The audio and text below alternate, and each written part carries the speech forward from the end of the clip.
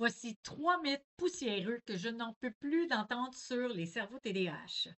Alors, le mythe numéro 1, c'est les cerveaux TDAH, là, tout ce que c'est, là, c'est des enfants, c'est des garçons turbulents en classe. Mais non, ça, c'est la vieille image qu'on avait.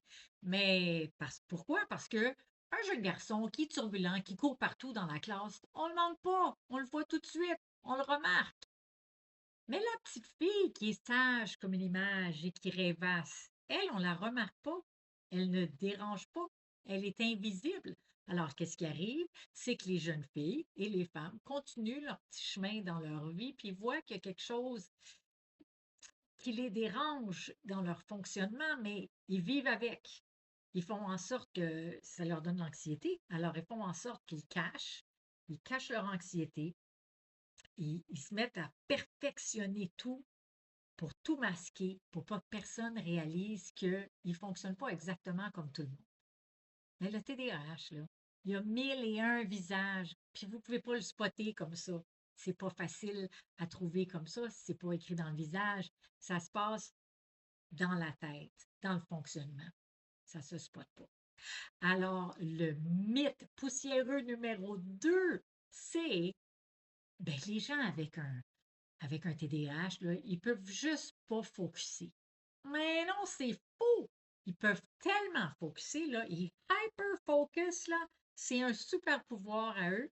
Et puis là, quand ils font ça, ils voient plus rien autour.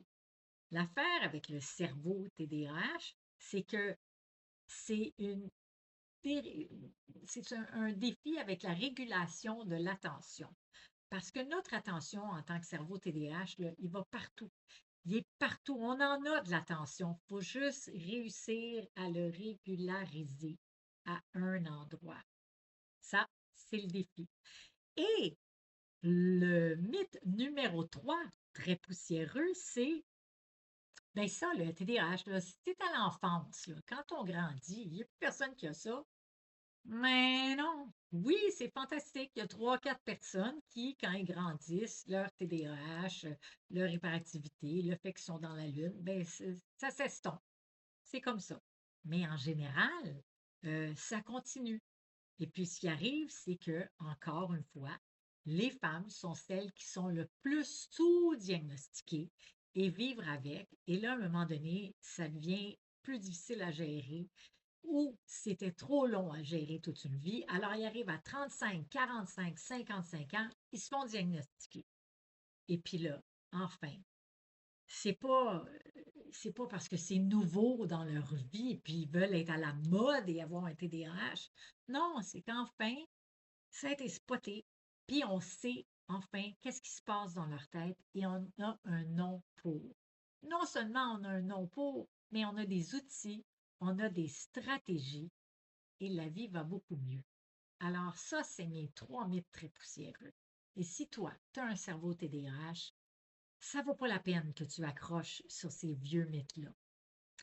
Il faut que tu t'accroches à la science. Et la science dit que ton cerveau TDAH, fait juste fonctionner autrement.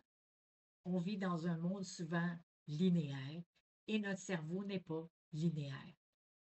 C'est très compliqué et c'est pour ça que je vais faire plein de vidéos là-dessus. Alors, si ça t'accroche, si tu te vois dans l'information que je donne, s'il te plaît, abonne-toi.